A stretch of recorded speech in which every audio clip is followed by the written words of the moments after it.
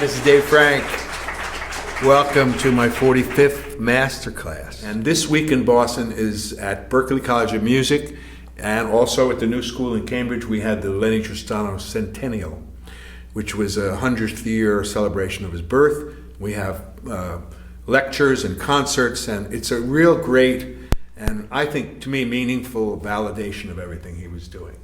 I'd like to introduce the Venerable Harvey Diamond. Woo!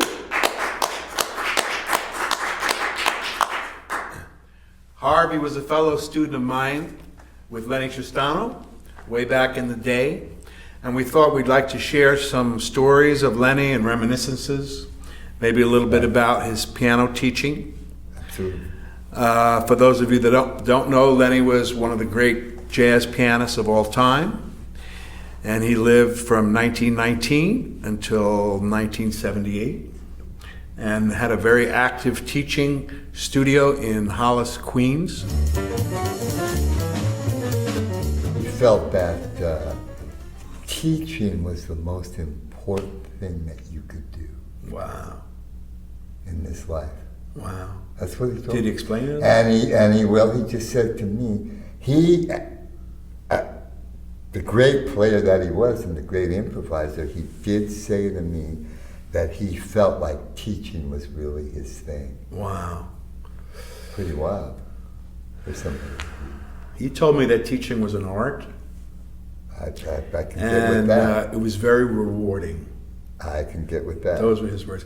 And I mean, certainly for me, I think for you too, the model of being 15 or 16 years old and going to see Lennie Tristano every week, it just set up a model for the rest of my life. That's right. No. Even when I didn't practice, I'd always go. And I always used to think of it to myself like I had to. It brought me back to the truth. That's how I used to think about it when I left, you know.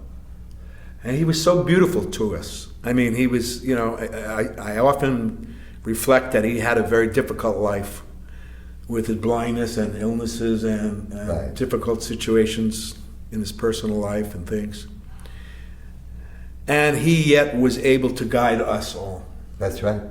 And that's a special, amazing person who is that has his own struggle going on, and yet is able to reach out and reach a whole generation of players and set a whole guideline for pianists for the next who knows long. I was fortunate enough to meet Lennie when I was 15 years old and study with him from 1971 to 1978. Harvey, when did you meet Lennie? I met Lennie in 1968 and studied with him. I saw him 3 days before he passed away, Really? 78. Wow. Yeah. And so, how did you hear about it, Lennie? I was playing at a club here in Boston with Alan Broadbent. Wonderful. And Great that's pianist. how I initially heard about Lennie. I believe that Alan Broadbent at the time was studying with the saxophone player Lennie Pocket, Okay. who was at that time studying with Lennie Tristano. And that's how I first heard about Lennie Tristano, and then so I started seeing Lennie Tristano, and then Alan and I started going down to New York together.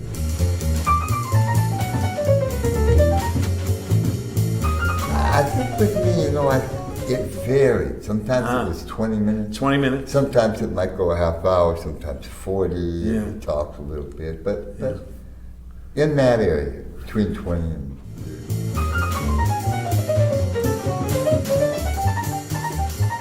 We would come in to Lennie's house. Lennie it was a 3-story house at the time. Right. And there was a period of time where Warren Marsh lived on one floor, Sonny Dallas lived on another, and Lennie lived on another one.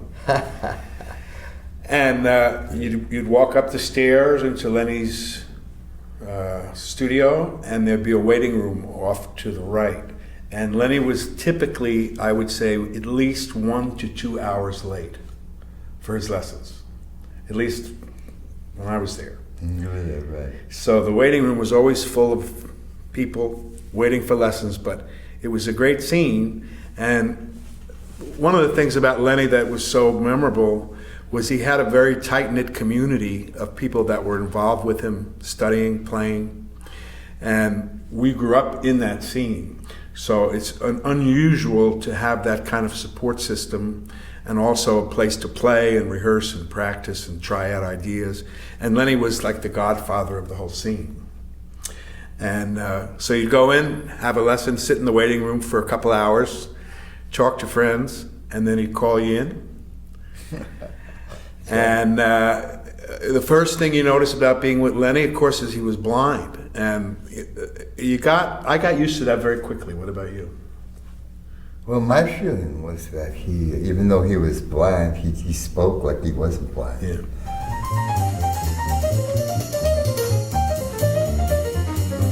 First question he asked me, I know at my very first lesson, the minute I walked in, he said to me, I had already been playing in San Francisco. I came from California. So he said to me, so you want to play jazz, huh? Even though I played all through college. We were playing 6 nights a week in San Francisco. And I said yes. And he first said to me, don't expect to survive. Wow, beautiful. From playing jazz. Boy, he laid it right out there at the beginning. I didn't even think about that, or that aspect of it. But I do remember that as being the very first thing. Okay, I'll tell you the very first thing he told me. Go ahead. I called him up from the Berkeley dormitory. I was 15, going to Berkeley in the summer, and I was sitting in the library, and there was a lady across from me with a copy of the New Tristano. Okay. And I had read about Lennie in the book Jazz Masters of the 50s, and knew about him, and I was really in search of a teacher at that time. So I struck up a conversation. I knew the record, the New Tristano, and this beautiful lady, and I don't know who she is to this day, said, I am studying with him, and here is his phone number. Great. And I was 15 years old. I went down into the bowels of the dormitory at Berkeley to a payphone, and I called him up, and the phone rang, and I said, Mr. Tristano, and he goes, call me Lennie. I said, I need help.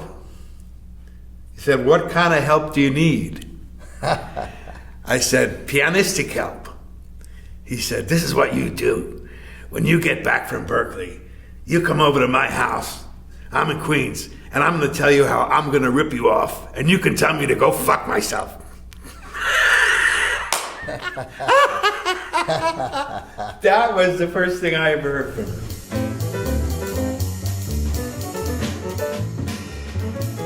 And he was open to everything you'd bring in, right? I mean... Totally open, yeah. I brought him in, he asked me, like, what do young people listen to? He was always curious about what was happening in the world and musically. And so I brought him a Grateful Dead record. And I lent it to him for a week. Right. And I gave him Dark Star, which is one of my favorite Grateful Dead pieces. And I thought, man, this is really going to, he's going to dig this. I mean, he's got to hear us improvise and all this. And I came back the next week and said, well, how'd you like it? And he started pacing in the studio, and he said, it's so distorted, man. Oh, man. His opinions about everything were amazing, and he just shot right from the hip. During the lesson, if his phone was ringing, he first got up and went and put it in his closet. He opened the closet, put it in his closet. Yeah. Then if it kept ringing and you could hear it, in the closet was what do I want to say? Drawers, the whole 6 drawers. So if the phone kept ringing, you'd get up, get the phone, and not just leave it in the closet, but open the door and put it in the drawer. Right. Now, but he would teach, 3 days a week? Remember him teaching 3 days a week? When I was with him? I don't know. When I was with him, he was teaching 3 days, right? I think that's probably maybe true. 4. Maybe I did. Yeah, 3 or 4. And the phone would go in the closet from Thursday until Monday. And then in the drawer, I just remember all of him doing that, you know. He told me once that it was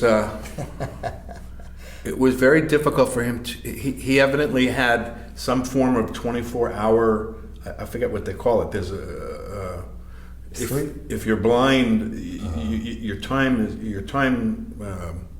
circadian rhythms are difficult because you don't have the visual cues. He said it was hard to make appointments with people for him because if it was Thursday, he still might be up from Monday. Yeah, I remember him telling me he didn't sleep much. He didn't sleep much. Because the great thing about Lennie, again, is he had this real curriculum for piano. And although he wouldn't follow it exactly with everybody, he was taking into account the total musician. And he wanted to create a musician that had a strong foundation of technique and ear training and theory. He wanted to give you the whole package. So you couldn't leave from a lesson without having specific exercises. I studied with him for about 6 months. I was 16 years old, and we had gone through a lot of these things, and it came to a kind of a point where I could improvise over chords, and kind of like the end of this particular level. Right. So I don't know, he goes, okay, now Dave, you're in Yankee Stadium, and there are 78,000 screaming fans, and you have one chorus. 1, 2, 3, 4, go.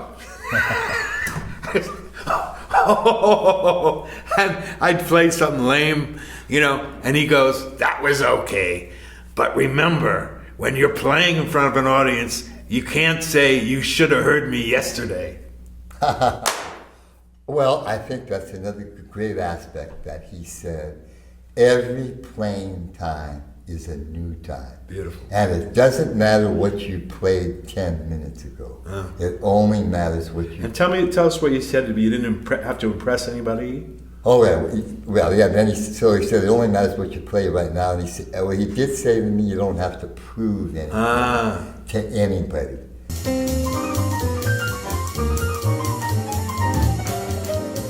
You walked into his studio. He was sitting usually on like a kind of a, what would you call it, like a recliner kind of a thing? I think so. I remember that's what it was like. A sofa recliner thing. Kind of at the end of the room. He had a Baldwin piano in his teaching studio. And he had basically 2 different types of things, maybe 3, that he would do as a lesson. One of the things about Lennie that was so fantastic and why he was such a successful teacher is that he was one of the first people that came up with the pedagogy for teaching jazz. And he, of course, he worked with each person separately and differently because everyone's an individual. Exactly right. But he did have an approach to teaching where he gave the student subjects to learn. So it was not at all random. There was basically technique to do. There was voicing, some kind of theory. Absolutely. Playing on tunes, improvising, arranging chords in the left hand. Yes. And then always you couldn't leave without singing a record. Right. I always felt like, look, he was out to help you play and get out whatever music was inside you as an individual. Absolutely. Even though there was specific stuff to work on. When you really think about it, it's nothing that's mysterious from the heavens. It's like all right in front of us, but it's stuff that I know I would have never thought about doing my whole life. I could have lived to be 150. I would have never thought about it. Right. The first time I had the experience of what it really was like was, especially if you were new, but it could happen at any time, he had a way where he could tune into where you were and he could give you the next concept. He could, if there was something wrong with it. Absolutely. Like I remember I was practicing all day, Yeah. Right? And there was just something wrong. I mean, there was something that wasn't happening. Right. And I went into Lennie's room, and my playing wasn't happening, and he straightened it out in one afternoon. And it had to do with timing and the swing eighth feel and the, put it in the groove and all this stuff. Right. And I walk out, and I no longer have the problem. Yeah, right. Now that is heavy. That is. And that's what I love about teaching. That's exactly right. Is because I feel the same way. you can apply concepts to people's playing and make a huge difference. Right? That's right. Yeah. There was one woman who used to study with me who just played free. Just Nothing played else. free. Totally free, no tunes.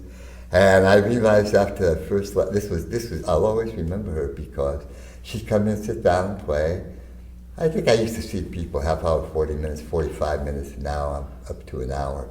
And This is one of your students. yeah. Oh, okay, This was okay. one of my students. Okay, got it. But it just popped into my head though. So she was just playing free. Right. And so she'd just play, and she'd get up and say bye. She'd say hi and bye. And I used to talk, and then I realized after about 2 lessons, my best bet was to never say a word. Yeah. And that's the way it went. She'd Wow. come, I wouldn't say a word, and her playing just kept getting better and better and better Wow. and better and better. Savvy. And I realized not to say a word. Right. That's where she was at, not to even talk. There you go. You know? And her playing just got better all the time. Amazing. I mean, it's an unusual case, but that's just the way it went. Well, for her. that's what she needed, right? Right. See, that's the key, man. So the pedagogy was you would learn the pieces of the puzzle, and then you got a chance to put the puzzle together in the way that you wanted. Exactly right. It was like covering everything that goes into playing Right. without saying what to play and how to do it. Right, and that was amazing. Which is beautiful because that brings out Right. one's own individuality in their playing, which I would say that's what jazz is about. Sure. In 7 years of studying with him, he never told me what note to play. Beautiful, man. I could read. Right? He never talked about chord scales. Or Never. Nothing. Never. And that Never was a just word. unusual. It worked somehow. I don't know how. Yeah, never a word about But that. somehow you didn't need it. Absolutely. So we have the technique, we have the theory, we have the ear training. Then once you got into improvising, that was a whole nother trip.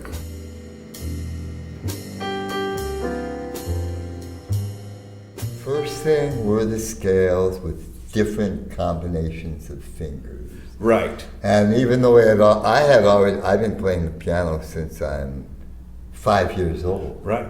But I was knocked out with it all. So the first thing was doing scales with different combinations of fingers. 1, 2. Right. 1, 2, 4, 5. 4, 5. So this means that you had to play a scale. Were you doing contrary motion? I first started out each hand alone. Each hand alone. Alone and slow. Oh, baby, slow. With the metronome. With the metronome. Slow. That's a controversial subject right there. Right. But Lennie was definitely into using the metronome. Yes. Not as a crutch, but as a device to strengthen your time. Exactly right. And so 1, 2, 4, 1, 2, 5. 4, 5. 1, 2, 3. 1, 2, 3. 3, 4, 5. 3, 4, 5. 1, 2, 1, 2, 3. Perfect. 3, 4, 5, 4, 5. Exactly. And then the fingering you normally learn when you go study the piano. And the traditional classical. Yeah, regular classical fingering. And so, Harvey, you start off with one hand. He started off contrary. And left hand down. Left hand down. Down. Right. Right. And back. And then... With 1, 2, out and back. Right. 4, 5, just out. Right. 1, 2, 3, out and back. Right. 3, 4, 5, just out. 1, 2, 1, 2, 3, out and back.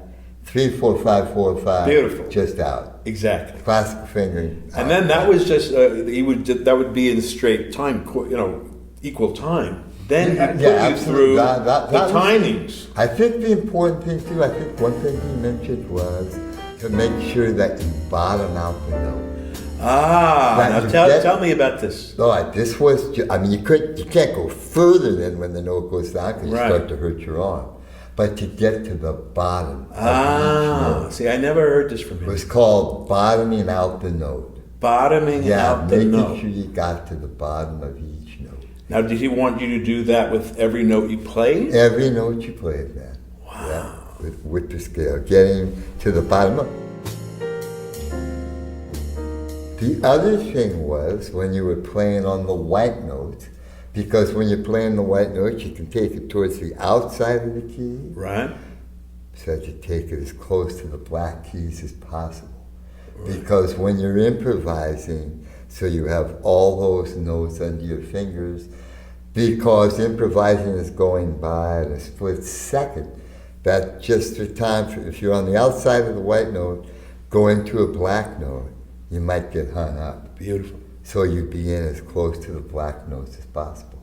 And the other great thing about that is, that I discovered in doing this, was when you got into chords, being right in there, man, in between. In between the black keys. Yeah, being inside there gave you a different feeling and a different contact with your fingers in some way. I felt a lot like what he was doing with the fingering was breaking the traditional classical fingering. Oh, totally. So Well, you because could be with a 4/5, right, the fourth. I mean, you're just in playing like this. classical fingering, Like goes like this: 4, 5, 4, 5, and slow. slow. But Slow. well, the thing is, with classical fingering, your thumb and your fifth finger are never on a black note.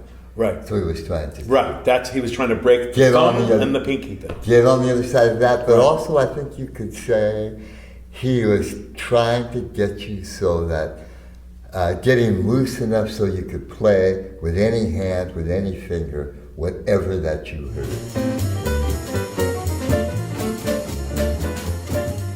So I did exactly the same exercise that Harvey did. We started off with the 1, 2, 4, 5. Right. We went up a contrary motion. Contrary motion. And then it was, you change the timing. So instead of just going bum, beam, bum, beam, bum, Two beam, against one. 2 against 1. 3 against 1. 3 against 4 1. against 1. 4 against 1. 3 against 2. 3, then you get into 3 against 2. So you're doing this 4 and 5 fingering. Maybe you're playing an A flat a harmonic minor, Right. and the right hand's going in 3, and the left hand's going in 2 or 4 or 5, Right. and you had to keep it all together with 2 fingers and do it at like 40 on the metronome. Exactly. And right. we did this for years. That's right. And the exercise that he gave me was 5 years long.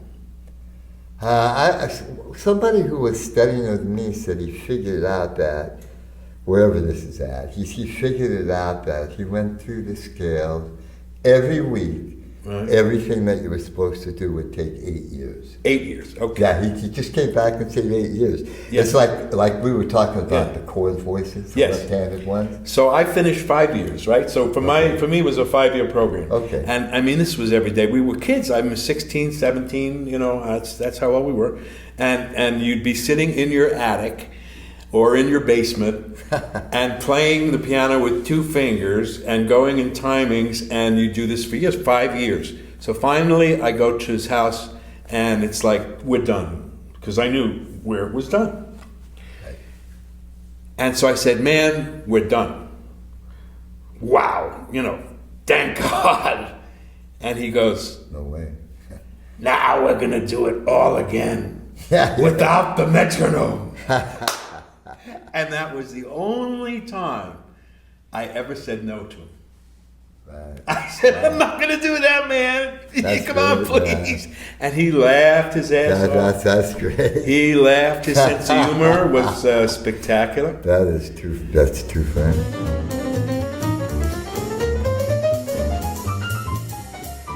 Well, obviously, the sound that you were getting from each note was important. Mm-hmm. Nice, even sound. Even sound. Yeah, So the task to a certain degree was to get an even sound from uneven fingers. Well, he told me once that when he first heard Bud Powell play live, that it helped him realize in his own teaching that you could express a feeling with your fingers. Right. Which, when you really think about that, whoever thinks about that, I never heard that. I mean, that was like that was probably the most common word in his vocabulary when he was teaching was feeling, right? Right. And a lot of people call him cold and unemotional, but that wasn't it at all. Well, the first thing inevitably he would give most piano players were these lists of chord voicings. And this is for the left hand. Possibilities, right? Right. Your left hand. So he had an ingenious way of doing it where he had you study the possibilities for a certain family of And it was chords. really organized. Really organized. So Yeah. major sevenths, and there were at least 20 or 30. He would have you play lists of chords, 1, 3, 7, and he would call them out from across the room. 1, 3, 7. 1, 3, 5, 7. And you would do this in every key, and you Right. just listen to it, right? Right. And then it would be 2, 3, 5, and it was a Exactly. long listen. There was many more than I'm saying. 2, 3, 5, 1. I mean, it really was like every possibility. Right. And for the dominant, so you would study one family of chords, major seventh, let's say, Right. and you might take weeks going through all the keys, Minor right? 7, flat 5. Yeah. Tonic minor chords. The dominant list, 2 million of them. there were over 100. Yeah. One whole entire lesson of 30 minutes was him calling out numbers of dominant seventh chords. Yeah. There were loads of them. There was over 100, and we had to do them in every key. And in major, Man. melodic minor, jazz minor, and harp. It was unbelievable. Well, no, that was the diatonic thing. I Yeah. take that back. Right. This was just the Right. So the chord list, Yeah. he had you do like major sevens, and they had a list of those. Right.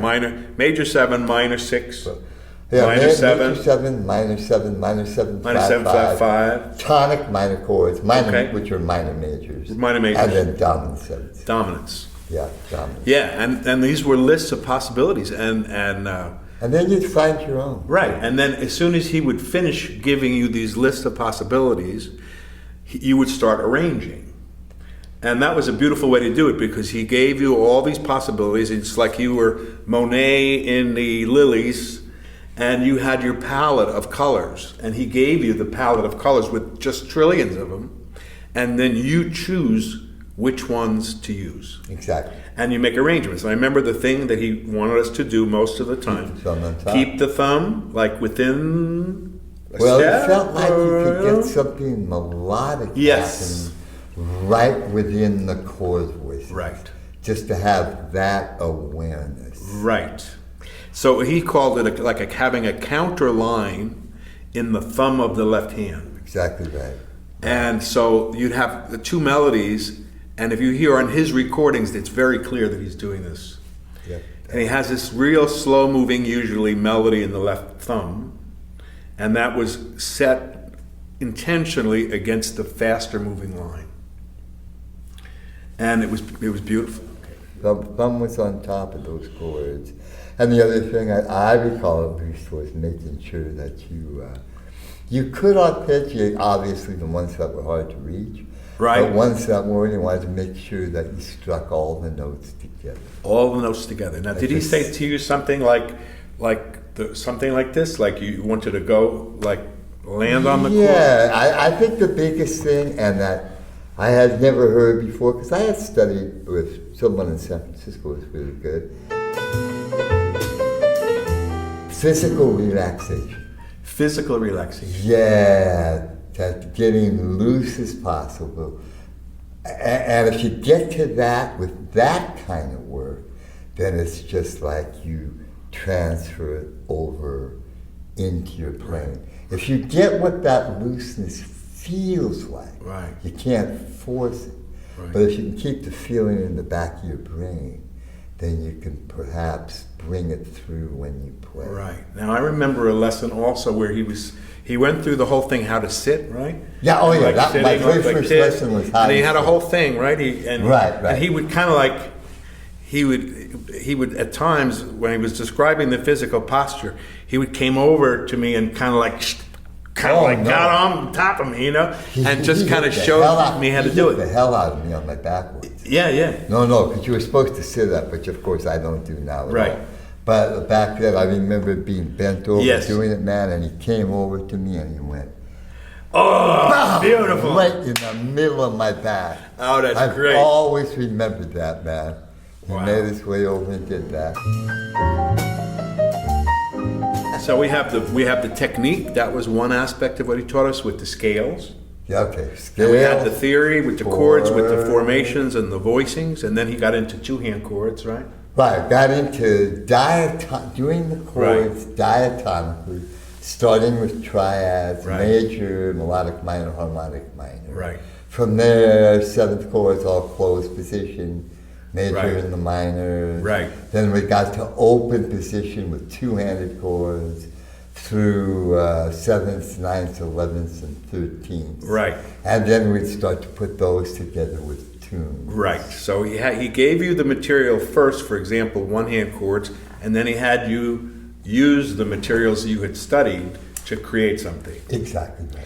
And then he would go on to the next level of materials, give you that, and then you would create something with that. And he would give me exercises where I had to improvise with one finger. You got it. You did those? Yeah. Did you? I went through the whole hand. Yeah. Thumb, Yeah. second finger, third Yeah. finger. You have to and then improvise with a the whole piece hand. like this.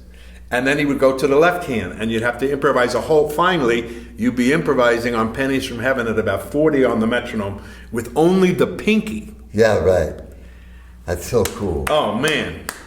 And we did this for years. Yeah. So when you were improvising, he had his own way of speeding. So a lot of as you got further into the playing, it was about being able to do what you could do faster.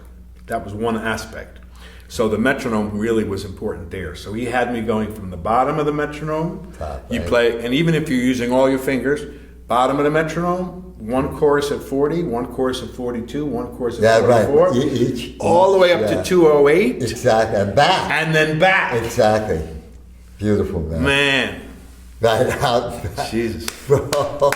So you have the complete pedagogy, and that's, I think that's one of his greatest legacies among the tremendous list of accomplishments that he made in his life. I agree with you. And the last thing was the singing with records, right? You couldn't Right, leave without singing singing with with records.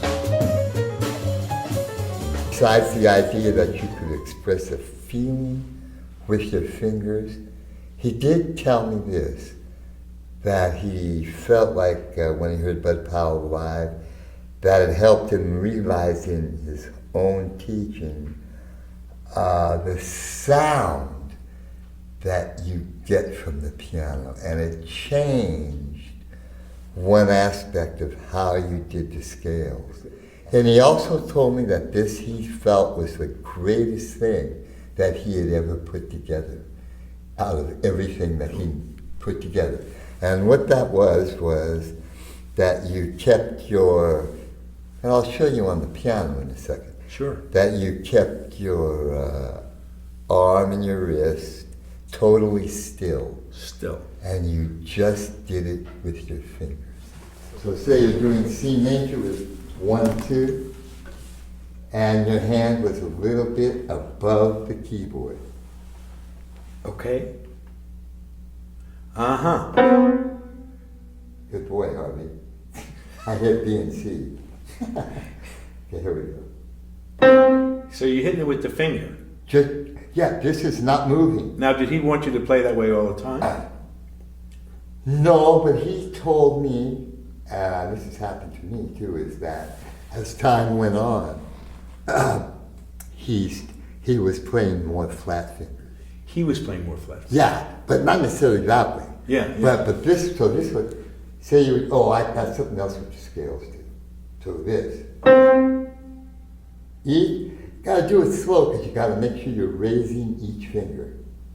Now, this was a specific exercise? That he had? Absolutely. Okay, I didn't get With this. all the scales. Yeah. Same way in all the fingerings. Okay. So 3 third finger, Wow. 4th finger, Unbelievable. 5. And that's how Yeah. we did it. So you're just using your fingers. Wow. Nothing else. Your arm's not happening. Right. So did we talk about also the articulations in the scales? So you start out. So now we're going to use our whole hand. So you first start articulating two notes. So you're preparing the next two with your mind. When you get to the note you're going to, be cool. I didn't do this, yeah. Prepare the next two.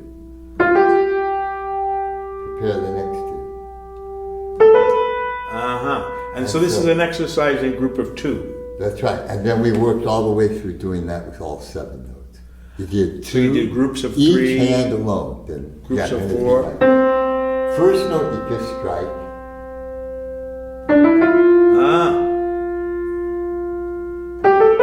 Amazing. And we did that through 7 notes, left hand down and back. Oh, amazing. Same finger. So that would kind of get you thinking more phrasing and more phrasing, and like I think get you a flow of notes, extending the line. Beautiful. I mean, the idea, right, for him was to get it to the point where our fingers wouldn't hang us up or get in the way, get loose enough, so we could better play whatever it is that we heard. But the Bud Powell thing on, and we did the same thing. What I just did, 2s, 3s, 4s, 5s, 6, Right. we did that same way.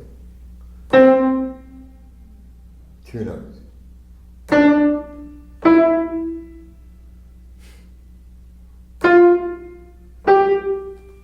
3 notes, just your fingers.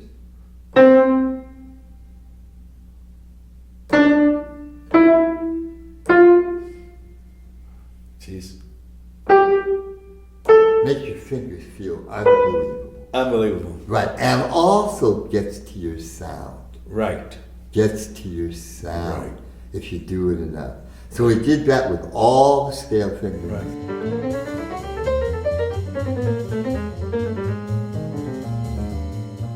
A lot of times people ask in jazz, if you want to study jazz piano or be a jazz pianist, do you have to play classical music? Oh, beautiful.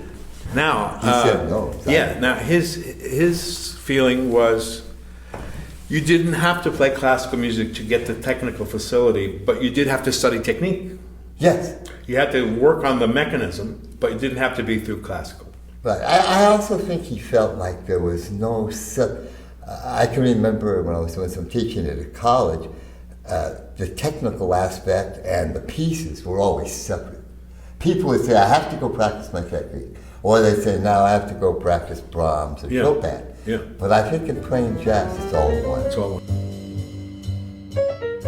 When we're talking about the chord voicings and putting them together with melodies, whereas you came up with different notes that you think wouldn't go together started to sound right after you play them enough. And you had the freedom to go where your ear told you Exactly where you wanted to go. And that would influence what you played on top of it. Right. That would open that up for you. Right. Okay. And so we invite you to listen to Lennie's music. Contact either of us if you want. And thank you for tuning in. Blessings and keep swinging. Yeah, from Boston.